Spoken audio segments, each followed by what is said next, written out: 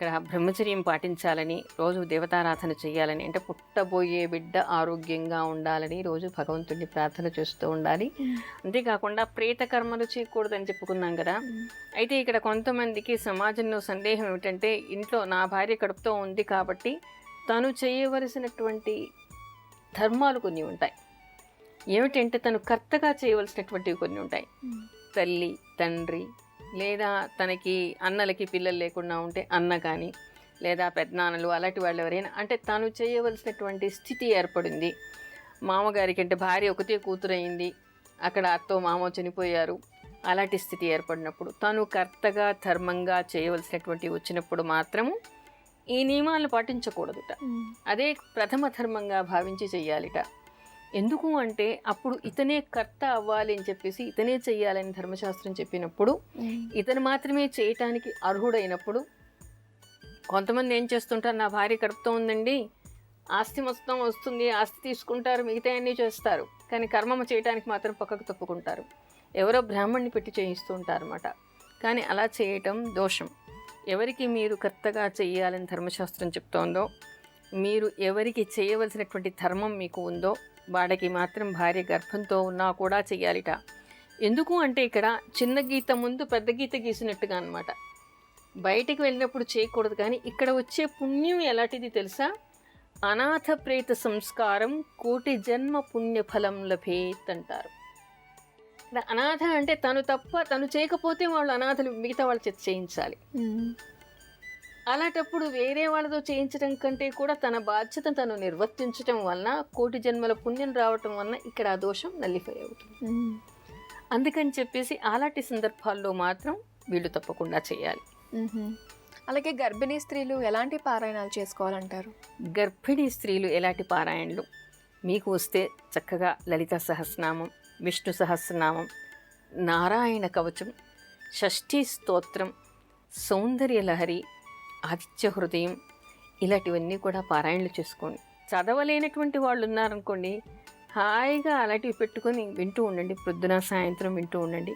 తప్పకుండా సూర్యుడికి నమస్కారం చేసుకుంటూ ఉండండి. వీలైనప్పుడు దేవాలయానికి వెళ్ళి నమస్కారం చేసుకొని వస్తూ ఉండండి. ఇలాంటివన్నీ చేస్తూ ఉంటే మంచిది. సూర్య భగవానుడికి ఆర్గ్యం సమర్పించవచ్చమ్మా గర్భిణీ స్త్రీలు? అంటే నిత్యం చేసుకునే అలవాటు ఉన్నటువంటి వాళ్ళైతే 6వ నెల దాటే వరకు కూడా చేయొచ్చు. అమ్మ, గర్భిణీ స్త్రీలు గర్భరక్షణ కోసం ఏ మంత్రాలు చదువుకోవాలంటారు? ఒకటి, అందరికీ పెద్ద పెద్ద పారాయణలు చేయటం రాకపోవచ్చు, అలాంటి వాళ్ళందరూ కూడా వింటూ ఉండొచ్చు. కానీ ఏ క్షణాన మీకు డాక్టరు గర్భం వచ్చింది అని నిర్ధారణ చేస్తుందో ఆ క్షణం నుంచి మీరు మంచంలో పడుకున్నప్పుడైనా పర్వాలేదు, కూర్చుని కానీ పర్వాలేదు, స్నానం చేయక ముందు కూడా మానసికంగా కూడా చేసుకోవచ్చు. ఏ విధంగా?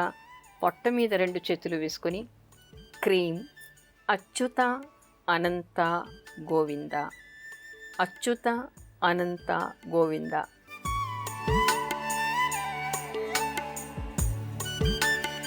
అయితే నిత్యావసరాలకు చెట్లకు సంబంధం ఏంటంటారు? నిత్య అవసరాలకి మనకి తినడానికి తిండి ఎక్కడి నుంచి వస్తుంది? చెట్ల నుంచే కదా, పంటల నుంచే కదా. కట్టుకోవడానికి బట్ట ఎక్కడి నుంచి వస్తుంది?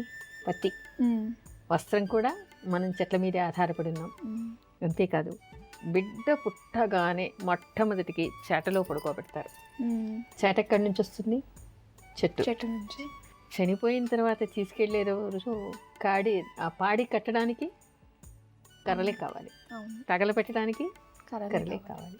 అంతేకాదు, కూర్చోవడానికి పీట, కూర్చోవడానికి కుర్చీ, తినడానికి టేబుల్, పడుకోవడానికి మంచం, సోఫాలు. అసలు ఒక్కటి ఏమిటి, ఏ వస్తువు కావాలన్నా మనకి చెక్క మీదనే మనం ఆధారపడి ఉంటాం. ఆ చెక్క ఎక్కడి నుంచి వస్తుంది? చెట్టు నుంచి వస్తుంది. మరి చెట్లు లేకుండా ఇవన్నీ ఎక్కడి నుంచి ఉంటాయి? కానీ ఈ రోజు ఇల్లు కట్టుకోవడానికి చెట్లే అడ్డంగా అయిపోయినాయి.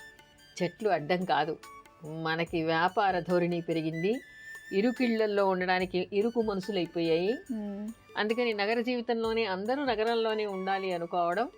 దానికి తోడు ఏమిటంటే మనకి అంటే బిజినెస్ బాగా ఉంటుంది, బాగా డబ్బు రావాలి అంటే ఎక్కువ ఇళ్ళు కట్టాలి. అందుకని ఆ ఇంట్లో ఉండేటువంటి చెట్లన్నింటినీ కొట్టేసి మనం ఫ్లాట్లు కట్టేసుకుంటున్నాం. అది ఎవరి స్వార్థం వల్ల జరుగుతోంది? చెట్లు మనకు అడ్డమా? మనం చెట్లకు అడ్డమా? మనమే కదా, అంతేనా? మరి వాతావరణ పరంగా ఏ ఉపయోగం ఉంటుందంటారు?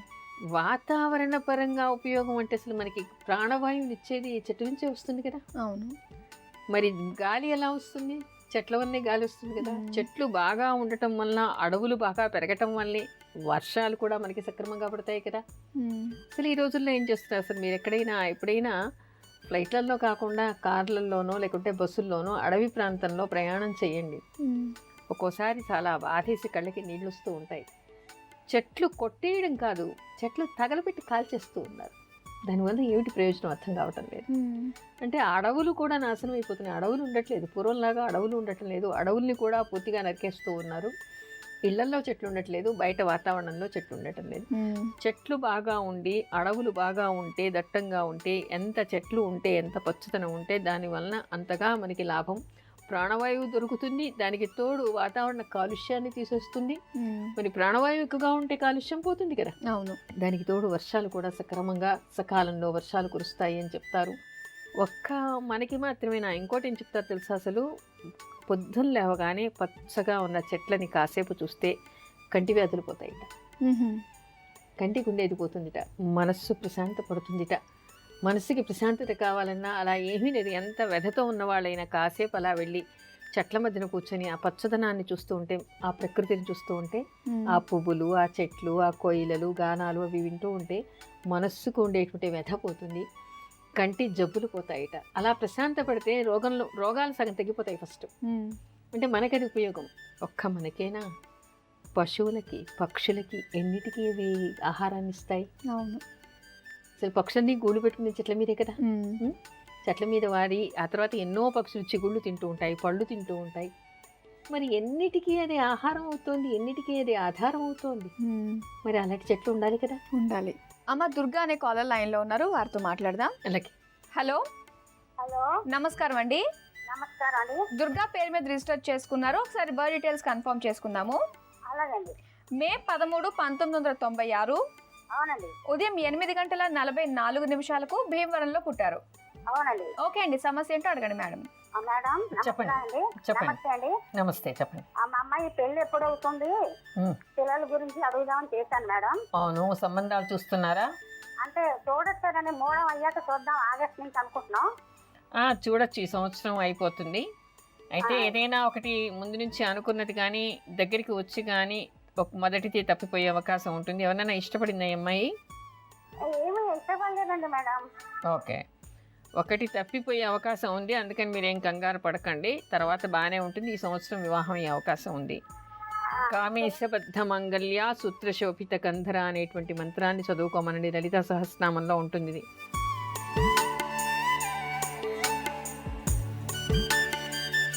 పెద్దగా దోషాలు ఏమీ లేవు, మీరు కంగారు పడాల్సిన అవసరం కూడా లేదు. ఓకే, మరి విన్నారు కదండి. మరి ఈ మంత్రాన్ని మీ అమ్మాయికి ఇచ్చి రెగ్యులర్గా చదువుకోమని చెప్పండి, అంత మంచి జరుగుతుంది. ఈ సంవత్సరంలోనే వివాహం అయ్యే అవకాశాలు కనిపిస్తున్నాయంట. ఆల్ ది బెస్ట్ అండి. అమ్మ, మరి మొక్కల వలన ఆధ్యాత్మికంగా ఏ ఉపయోగాలు ఉన్నాయంటారు? చాలా చాలా చెప్తే అసలు మీకు తెలియదేమో, చాలా ఆశ్చర్యం ఇస్తుంది. అందరూ అనుకుంటా అసలు మొక్కలు వలన ఇంత ఉపయోగం ఉందా అనేటువంటి విషయం ఆధునికులకి చాలామందికి తెలియదు. ఒక మొక్క నాటారనుకోండి, అసలు దీన్ని ఏమంటారంటే, సొంతంగా ఒక కొడుకును కంటే ఎలాంటి పుణ్యగతులు వస్తాయో, అంటే తనకన్నా కొడుకు వలన ఎలాంటి పుణ్యగతులు వస్తాయో ఒక చెట్టు అలాంటి పుణ్యగతుల్ని ఆ మనిషికి ఇస్తుందిట. చాలామంది అనుకుంటూ ఉంటారు, పూర్వకాలం అంటూ ఉండేవాళ్ళు, అపుత్రస్య గతి నాస్తి అని. పుత్రుడు లేకుంటే పుణ్యగతులు ఉండవు, గతి ఉండదు అనేటువంటి మాట చెప్తూ ఉండేవాళ్ళు. కానీ శాస్త్రం అనేటువంటిది చాలా విశదంగా, చాలా విశాలమైనటువంటిది, చాలా విషయాన్ని చెప్తుంది. సంతానం లేకపోవచ్చు, ఉన్న ఈ రోజుల్లో అందరు చేయకపోవచ్చు, పుణ్యగతులకు పోయేంతగా అందరూ చేయకపోవచ్చు, అందరికీ నమ్మకం ఉండకపోవచ్చు. కానిట ఒక చెట్టును నాటితే అది ఒక పుత్రుడు ఒక తల్లిదండ్రులకి శాస్త్రానుసారంగా పుణ్యగతులకి పంపించడానికి ఏవి కర్మలు చేస్తే పుణ్యగతులకి వెడతారో